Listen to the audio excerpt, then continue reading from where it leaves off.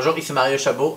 Comme promis, j'ai fait le tableau pour le budget. Je vais vous montrer un petit peu comment ça fonctionne.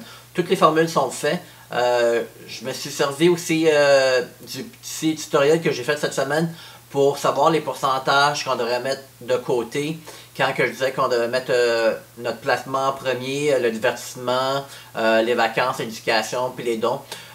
Regarde, première chose que je vais faire, ça va être, premièrement, je vais vous montrer comment le tableau fonctionne. Premièrement, je dirais, mettons que je fais 2000 $ par mois. Là, ça, c'est qu'est-ce que j'écris là-dedans, c'est toujours le montant net. Parce qu'on vit avec le net, ça fait, moi, c'est la seule chose qui m'intéresse. C'est pour ça que j'écris toujours le net. Je sais que les banques calculent toujours sur le brut, que je suis vraiment pas d'accord comment qu'ils calculent ça, parce qu'on est au Québec, puis c'est là qu'on est surimposé ici. Ça fait, moi je le calcule sur le net, ça fait, je dis 2000 $ que j'ai fait. Regarde, puis ici, comme la dernière fois j'ai dit, le placement, on devrait avoir 10%. Ici c'est écrit qu'est-ce que ça devrait être. Je devrais mettre 200 $ si je gagne un salaire de 2000 par mois. Ça fait, je vais mettre mon 200 $ ici tout de suite, parce que, comme j'ai dit, la première chose qu'on paye, c'est toujours nous en premier. Ça va être la même chose pour vous. Ça fait, payez-vous en premier, après vous allez payer les autres factures, soit le logement, la pension alimentaire et les prêts. Là, je vais dire que admettons que j'ai un logement de 750 $. Ça fait, je vais juste écrire 750 $ ici. Vous allez voir ici que le total des dépenses est déjà à 950 $. Qu'est-ce qui arrive, c'est que toutes ces colonnes-là s'additionnent. Ça fait après, en bas le sol, ça me fait mon revenu, moins mes dépenses. Il me reste 1050 $.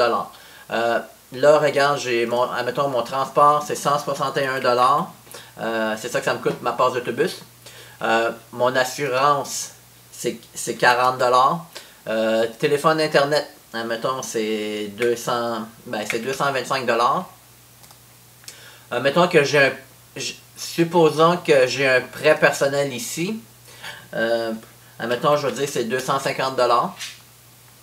Là, il me reste 374 $. Pour mon alimentation, on va dire que ça me coûte 350 $. C'est juste pour vous donner une petite idée pour faire vos calculs. Comme vous voyez, en réalité, je ne devais pas dépenser plus que 1100 $ pour mes nécessités. Puis parce que je devais mettre mon argent de côté pour mon divertissement, mes vacances, mon éducation, puis mes dons. Puis malheureusement, je suis déjà à 1776 $. Ça, c'est juste comme une première aperçue pour dire que je vis au-dessus de mes moyens.